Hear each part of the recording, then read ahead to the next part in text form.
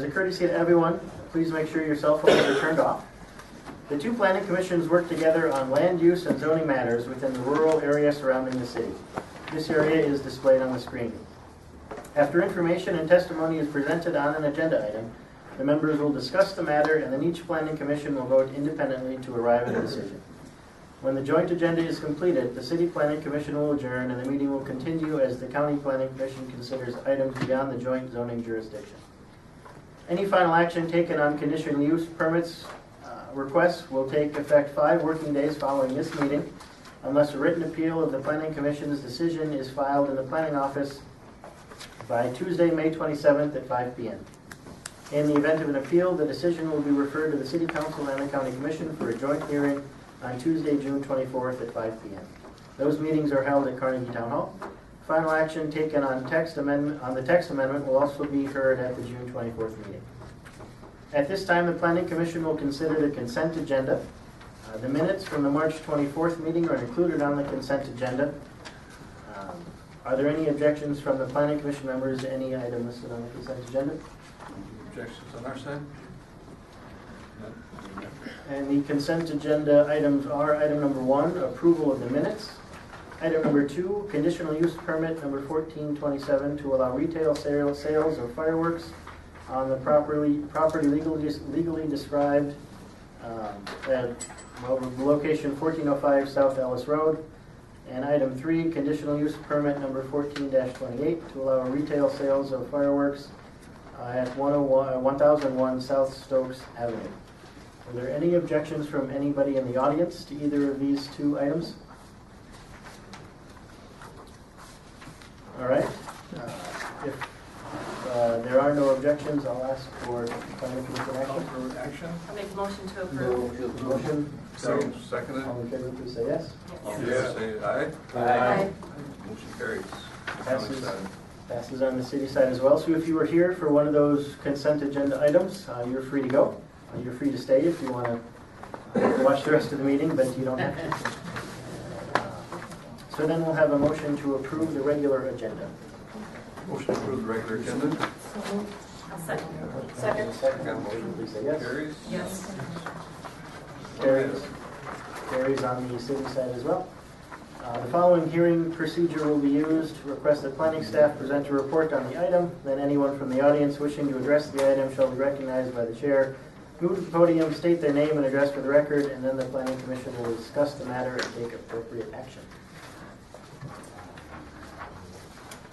Thank you very much. We'll get to item number 4 then. Item number 4, I'm Scott Anderson, the Planning Director for the county. And tonight is the public hearing for a zoning text amendment, 14-1. This is pertaining to conditional uses in the A1 Agricultural Zoning District, the C Commercial District, the I1 Light Industrial District, and the I2 General Industrial District, the RC Recreational Conservation District. And then it is also to add a section to the additional use regulations and add a definition. So tonight we will be discussing an ordinance amendment that would add a section to Article 15, which is the additional use regulations for solar energy conversion systems. And this would then, in addition to the regulations in Article 15, we would make solar energy conversion systems a conditional use in those zones that I just mentioned. So they would be basically the agriculture zone, commercial zones, and industrial zones, and the RC zone, recreational conservation, which is sort of like an agricultural zone. It just is where the floodplain is primarily located. When I looked at this, this is coming through a request that from applicants, and basically when we were approached, we looked at where solar energy could go, and to our amazement, there was nowhere in the zoning ordinance that we allowed or even discussed solar energy. So it became evident to us that we needed to adopt something in the text of our zoning ordinance that would address solar energy conversion systems, that is, making energy out of sunlight.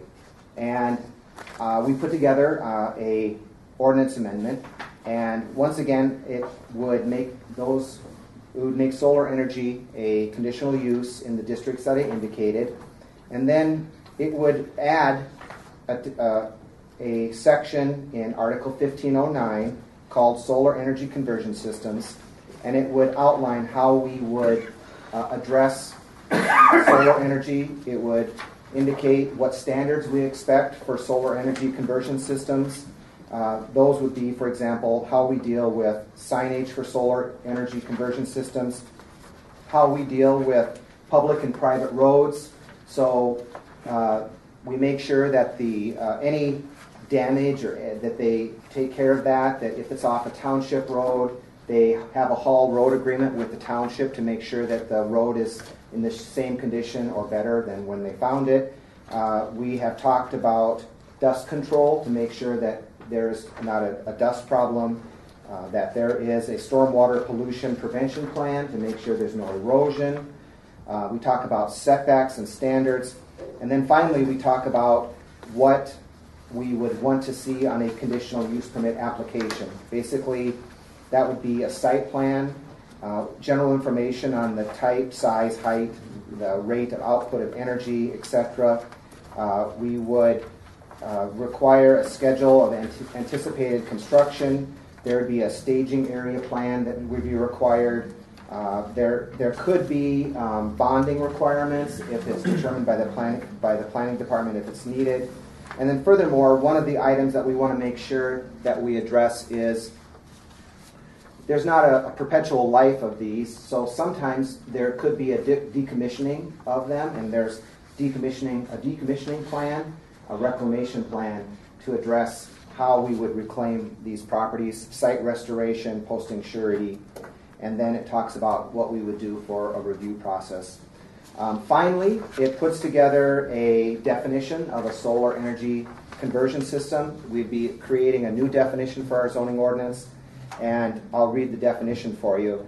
It is defined as any mechanism or device designed for the purpose of converting solar energy into electrical or mechanical power.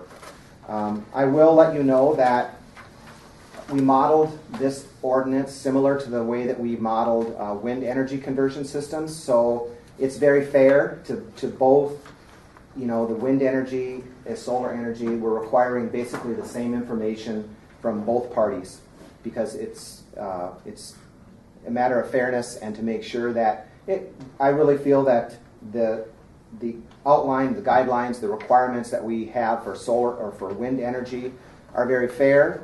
They protect the public. They're fair to the industry. So it was basically we modeled our solar energy conversion system ordinance amendment on how we have treated wind energy in the past. So I have a couple pictures here, and we do have representatives from the solar energy company, people, if you'd like to have them address you as well. But we have a general site this is coming before you because there's a general site that we are looking at, which is in the joint City Sioux Falls, Minnehaha County planning jurisdiction, which is out on 57th, I believe. And this is typically what we would be looking at for a solar array to collect energy. And this is probably a better design. So there are a couple of different types of solar panels. There are fixed solar panels. There's also mechanized solar panels that move to follow the sun. There is, and they can tell you a little bit better, but I've been told there's no reflection, so it's not like there's a glare or anything. An added benefit, I think, is that you'll see there is a potential for some wildlife habitat. I mean, there's grass and native vegetation underneath these things.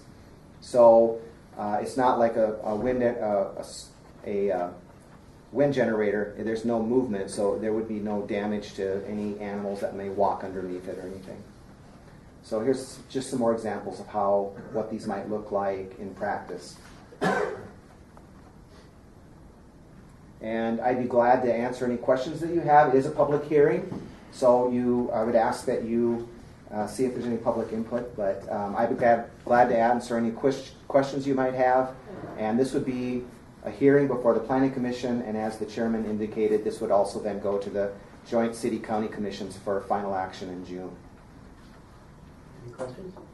Scott, you already kind of addressed it, but you said there's absolutely no reflection that comes off of these. I have seen some pictures where, you can even see it in that picture. There's a little bit of glare to them, but they're minor. minimal. I wouldn't say they're glare-free, but it's not an issue where they are constituting a nuisance. I mean, really the intent is to try and capture as much sunlight as you want. So they design these so they capture as much as they can. So they don't want light glaring back. So it's not something that you feel like we need to have some kind of fence or something else to protect neighboring properties from this kind of solar farm? I don't think it's necessary. Okay. Thank you.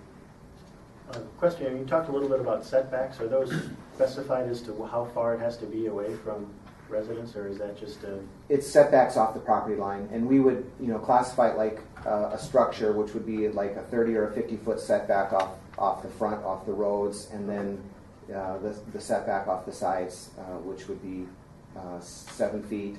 In an ag district, if it's in an industrial district, there could be some different setbacks, or a commercial district. Okay. Thanks. Questions? Mr. Chair. Yes, sir. Question. A good deal of time was spent in preparing this and getting it so that you have kind of a guideline for what needs to be done.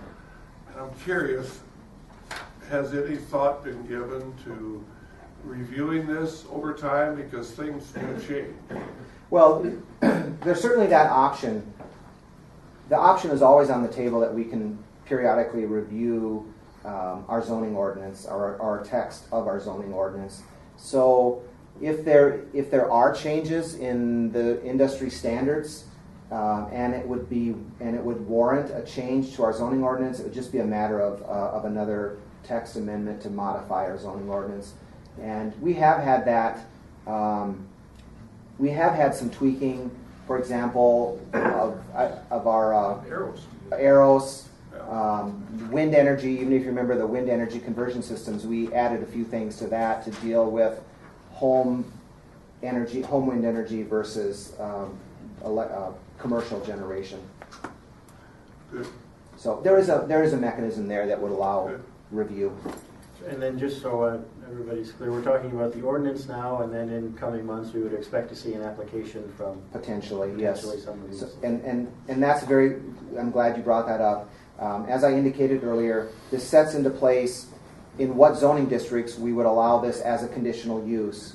So any real proposal would come back before you with a very detailed plan, as I indicated, with a reclamation plan, a soil erosion plan, making sure that we have addressed how they're going to handle any road damage, or how they're going to use the roads. So I think that we have looked at this pretty carefully, and I will tell you, when we put together our wind energy conversion system portion of the zoning ordinance, I think there was a couple of planning commissioners on here, but we had long meetings with the PUC, and representatives from the PUC helped us really draft that. So I'm really comfortable with the wording, that it's very fair and fair to all parties, because if there are going to be citizen concerns, that's not to say that, if we may have a citizen that shows up and says, I don't want to see, I want to see some screening fence. You certainly could be added. It's not saying that you could not add screening fence if we had a neighbor that said, I don't want to look at those all the time. So. Mr. Chair, Scott, is there an efficiency in size with these? In other words, is 320 acres more efficient than 160, 640? Commissioner Dunlap, I don't know if I can answer that, but that would be a good question to ask maybe our solar energy people that are here. because I think they're going to have a better idea of the scoping and sizing of these type of facilities.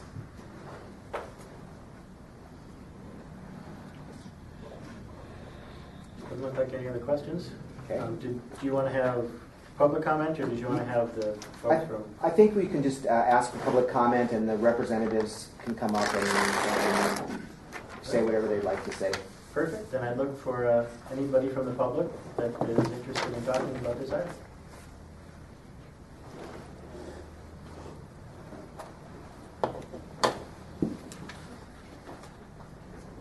Good evening. I'm Tina Reitel, and I'm with Geronimo Energy. This is my colleague, Jordan Burmeister, also from Geronimo Energy.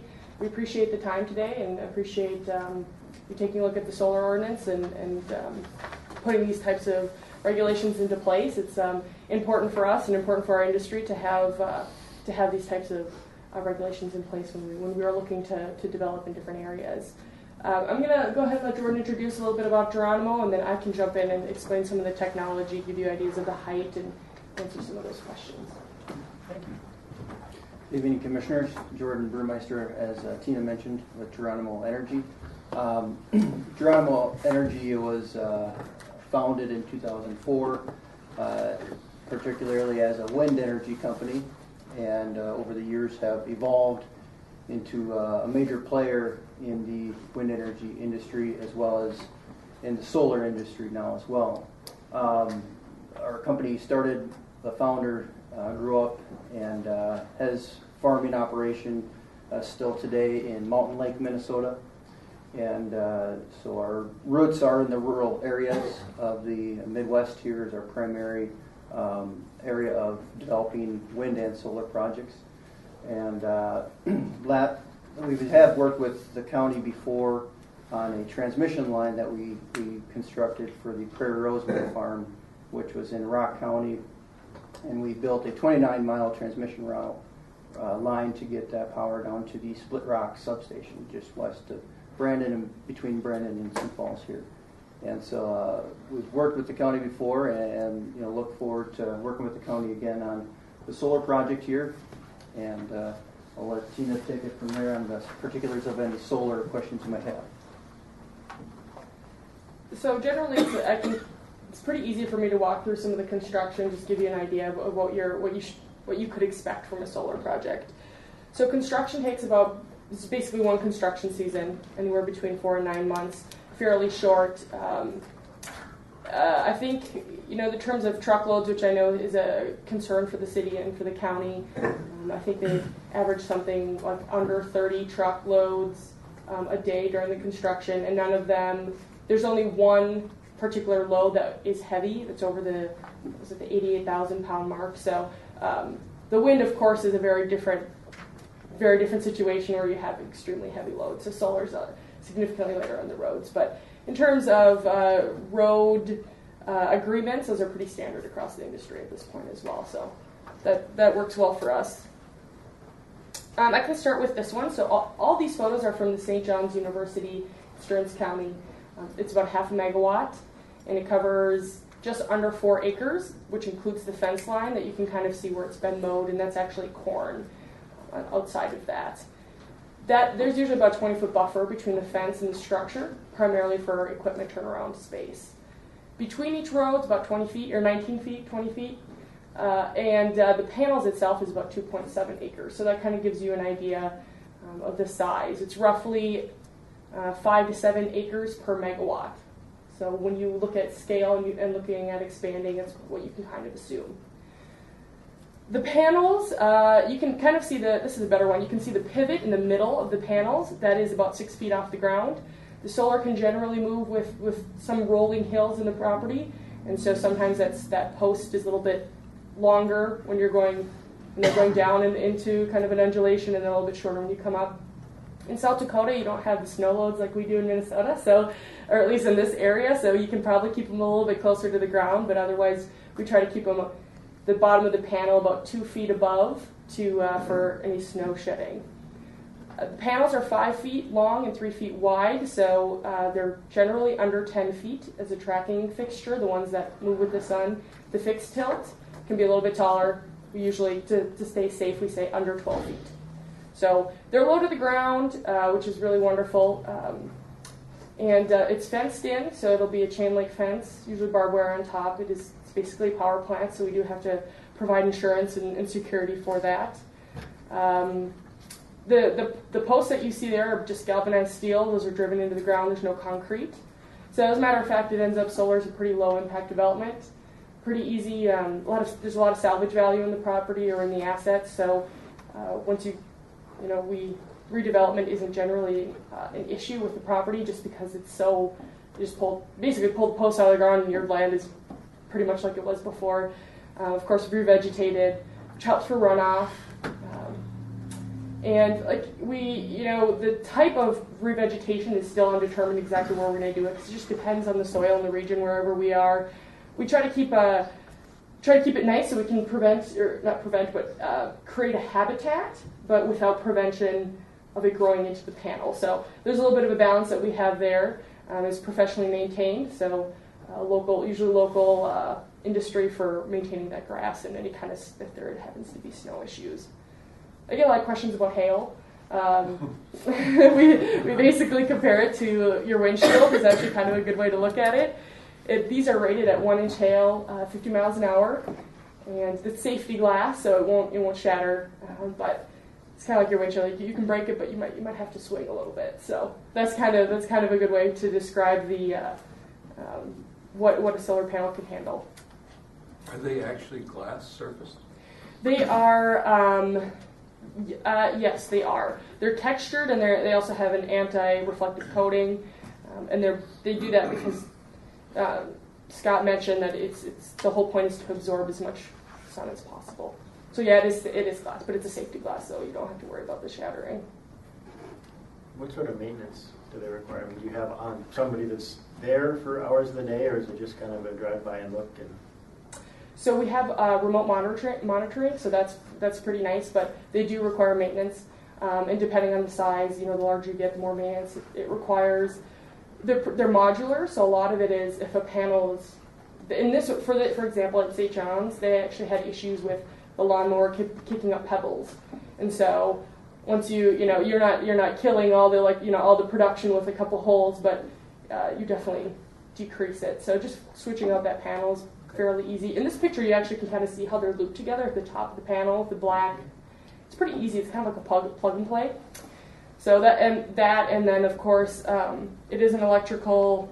It does create electricity. So a lot of electricians are needed. In this middle of this photo, you can see that there's a white and kind of green structure there. The white is an inverter, and the panels create DC power. You plug into AC power, so we need to invert that, change that from DC to AC, and that's what the inverter does. That's the white one. The green one is a transformer, which is what you see on the corner of your communities pretty regularly. so it doesn't require like a big substation. It's just a little transformer. I suppose it depends on the size. Yes. Depends on the size. The size that we'd be looking at here does not require one.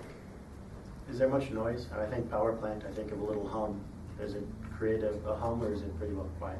We say virtually noiseless. Of course, we can't say completely noiseless because it is an electrical piece of equipment that actually just the inverter is what makes noise, not the rest. So we're actually in the middle of noise studies, but I think it's something like 10 meters away. It's almost noiseless. So it's so quiet, and there's no lights at night.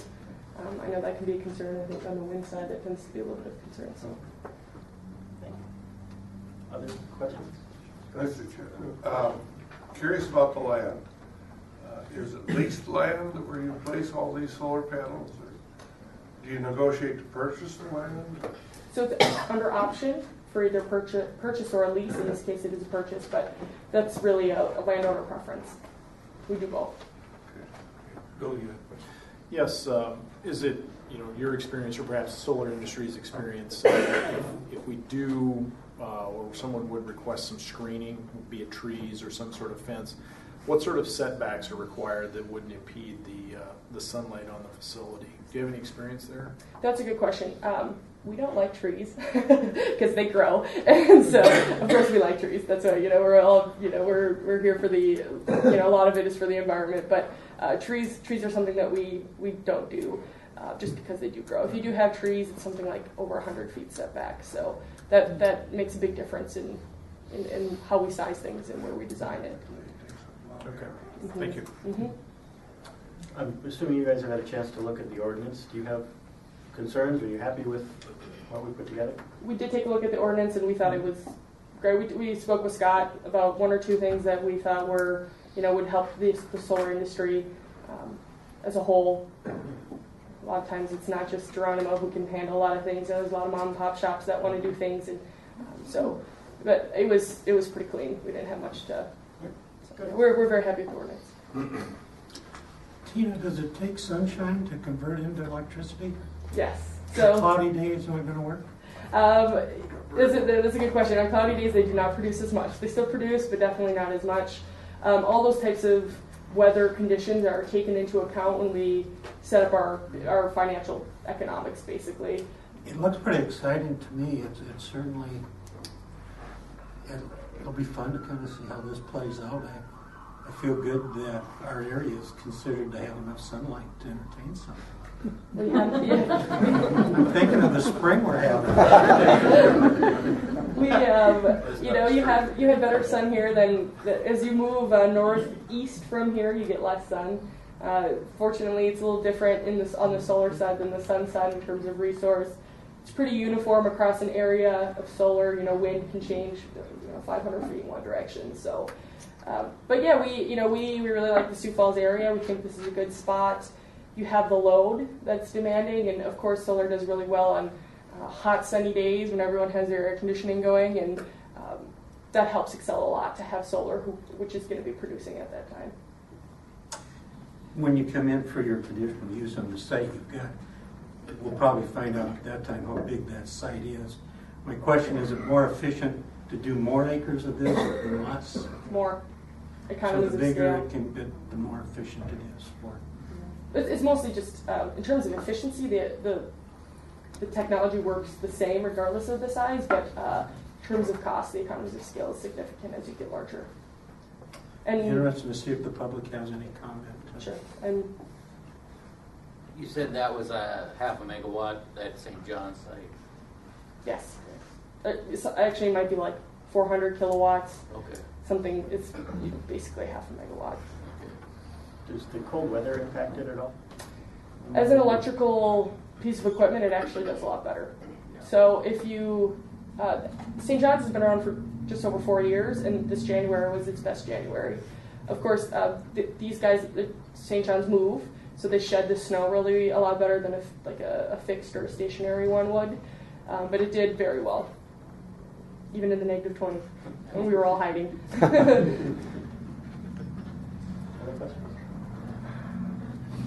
Well, thank you very much. Thank you. Thank you, Jordan. Thank you. Did anybody else from the audience have a comment or a question or concern or thought? All right, if not, I'd look for tuition action. Motion to approve? We have a motion and a second to approve.